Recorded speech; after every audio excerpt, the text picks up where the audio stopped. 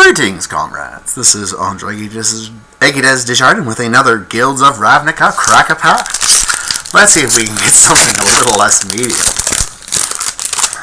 Alright. What do we have? Token, Elf Knight, Gate, Boros Guild Gate.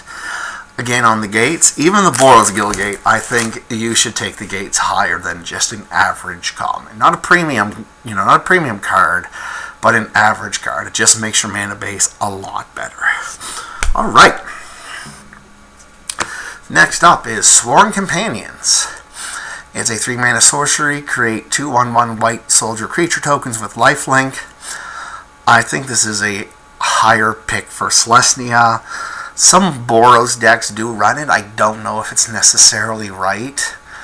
Oftentimes I find they get stuck with a lot of 2/2s if they have a 2/2 with Mentor, and then, like a 2/5 just stonewalls them. That being said, sometimes it's correct to play it in Boros, but if you're a Boros deck, this should be a lot. I think this should be a lot lower down on your list than if you're a Selesnya deck. So this is probably like a C+ for Selesnya and a C- for Boros. I'm not looking to first pick this card. I think I just see a lot of Boros players play this, and it really doesn't do much to help develop their board or push anything through. So, alright, next up we have a reprint and a much better looking card this time in Wall of Mist, which is 1 blue, 1 colorless with a defender. It is an 0/5, and I do not want 0 power defenders. I just don't. This is like a D-. I don't want to play it. Just having 1, power to kill like idiots like these two, or like the 3/1 mentor guy. Like, I don't want 0 power defenders. So, D-. Don't play it.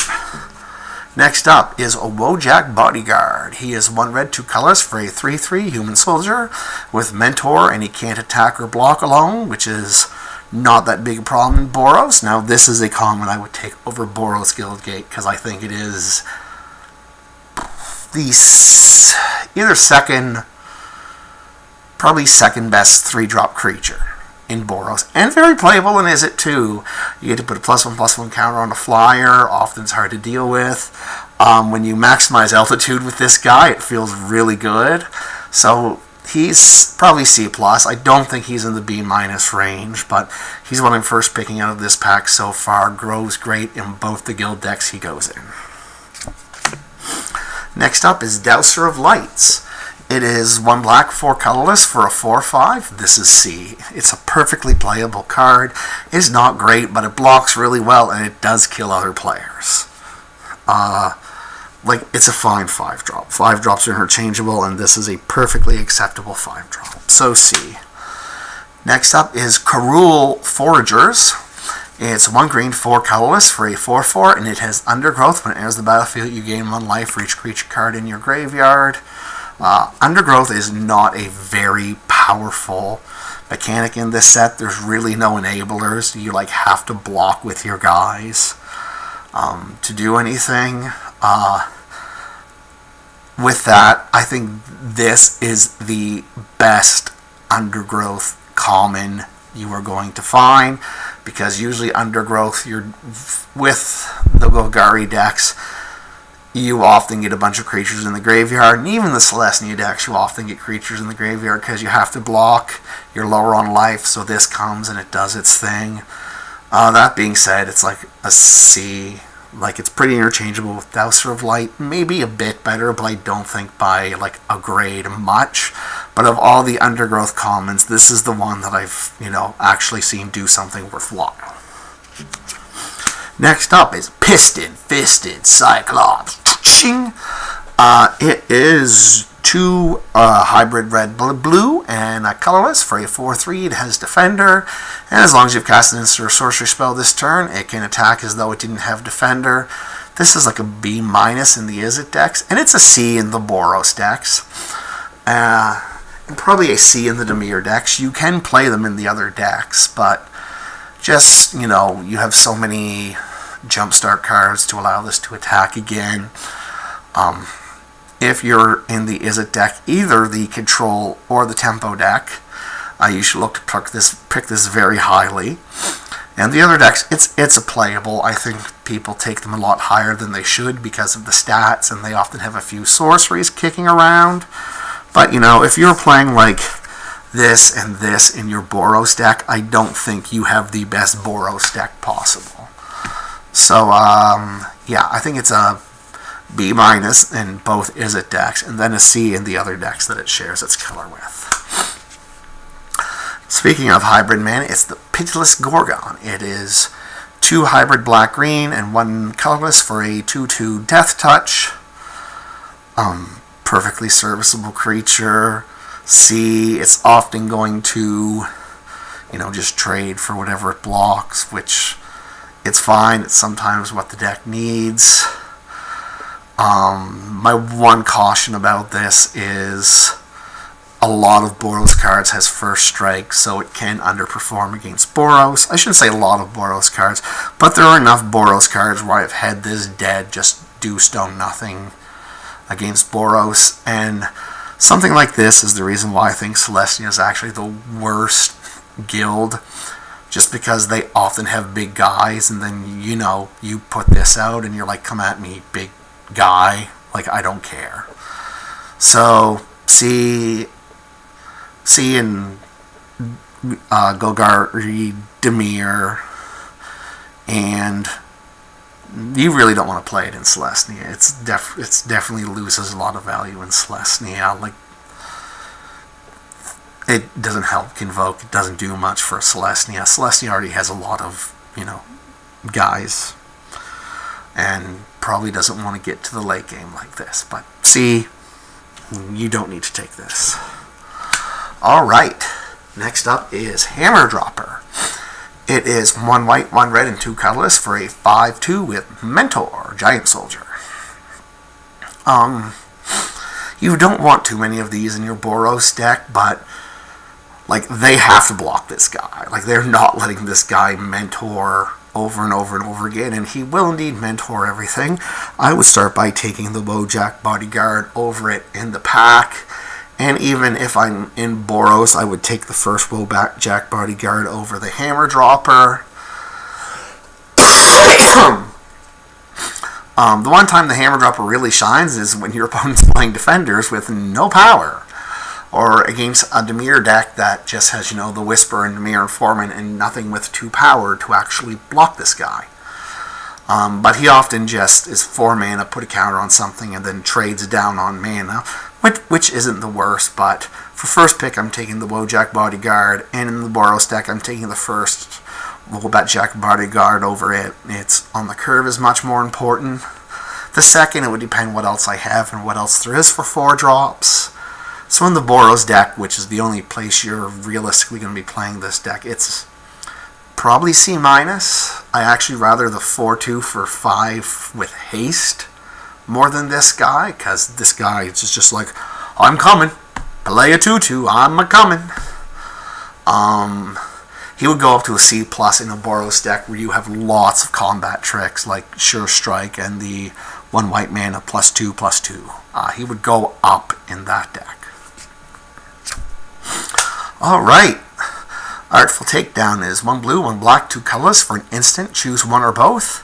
Tap target creature, or target creature gets -2, -4 until end of turn. And what that should read is target creature gets -2, -4 until end of turn, and you may tap a creature, because I've never seen the -2, -4 mode not used. In the Dimir deck, this is like a B.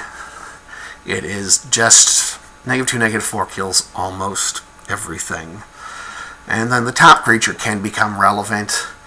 Oftentimes you want them to get into combat, and then you can do something with the -2, -4, but then there are definitely times you're going to tap the creature. When you're in Dimir, it's a B.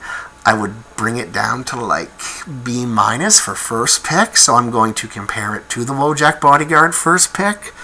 And then it's just a preference thing. But if you first pick this, and there's very few gold commons that I would first pick, but this is so solid I would. next up is Somalian Woodshaper. It is 1 green, 1 white, 2 colorless for a 2/1, and when it enters the battlefield, look at the top 4 cards of your library. You may reveal your creature enchantment from among them and put them in your hand, and put the rest of the bottom in a random order. So it's basically a 2/1 for 4 that draws a card. In Celestia, it's really hard not to hit a creature or enchantment. But being a gold card, I don't want to first pick this. It's probably a C in the Celestia deck. You'll happily play it. But that's it. It gets better the more Luminous Bonds you have in the Celestia deck. Alright. Next up is True Fire Captain. It is double red, double white for a 4/3 with Mentor. And when it is dealt damage, deals that much damage to target player. So a very superior 4-drop to the Hammer Dropper, even though the double dots aren't, and the casting costs aren't nothing to sneer at. But the 3rd toughness, even though it has like 1 less power, the 3rd toughness just makes it so much harder to kill than this guy. And there's a lot of times when your opponent's had a low enough life total, it makes blocking this really awkward, and they have to find another way to take care of it. If I'm in the Boros deck, I'm taking True Fire Captain over the Bodyguard. But for a first pick, I'm actually going to stick with the Bodyguard because I think they're pretty similar, but the Bodyguard can also go in the Izzet deck, which that versatility to me for my first pick overtakes it. But if you're in the Boros deck, definitely slam True Fire Captain. Over the Bodyguard or over the Giant, even though the casting cost is a lot more difficult, it's definitely plausible, and it's just that much more of a powerful card. Alright, next up we have Lotleth Giant. It is 6 colorless and a black for a 6/5 with Undergrowth, and when it enters the battlefield, it deals 1 damage to target opponent for each creature card in your graveyard.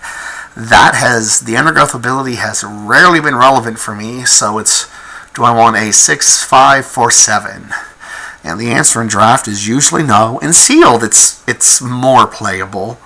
But I'm not looking to first pick this card. This guy's probably a D-. Like, there's no enablers where you're going to go off and just dome somebody for 20 with this card. So,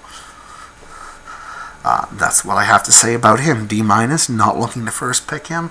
Not looking to play him in draft. In Seal, I think he's a bit more playable. Alright. Now we have a Legion Guild Mage. It is 1 red, 1 white. For a 2/2, it is the Boros Guild Mage. For 6 mana and tap it, it deals 3 damage to each opponent. And for a white and 2 colors, you tap it, you tap another target creature. This, I think, is going to overtake Wojak Bodyguard for me. Even though the Bodyguard can go more in one deck, this is significantly more powerful than it. Just, the deck needs 2 drops, and the fact it can get the last, 3-6 points of damage in without having to attack with Boros is wonderful. And then there's also the line where you get to end of turn tap their biggest blocker and then smash in with your team. And the rare is Niv Mizzet Paron Panundrum Big Toasty Dragon. It is triple red, triple blue for a 5/5 legendary creature dragon wizard. With flying, it cannot be countered. And when you draw a card, Niv Mizzet deals 1 damage to any target. And whenever a player, that's right, not just you, a player, casts an instant or sorcery spell, you draw a card. Besides this being overly disgusting in EDH, this is what I'm picking out of this pack. Even though it's hard committing me to Izzet, 5/5 dragons win limited, and if you untap with this thing, you basically feel invincible. It's a must kill. There's not necessarily a great amount of ways to kill it. And if you could cast this thing with a Disdainful Stroke up, you are living the life, my friend. So I'm first picking this. If you don't end up playing it, that's fine. It's perfectly acceptable to leave Izzet if it's not open. But the upside of this card is just makes all these seem irrelevant. If you are super, super safe, you could take the Wojak Bodyguard. But I just think the upside of the, 5/5 flying body with insane text on it just outweighs anything else. And plus, when you take him this early, you can then start, a lot higher, taking Izzet Guild Gates and things like that. So, comrades, This was definitely a lot better pack with a lot spicier discussion than the previous pack. And let me know what you think in the comments.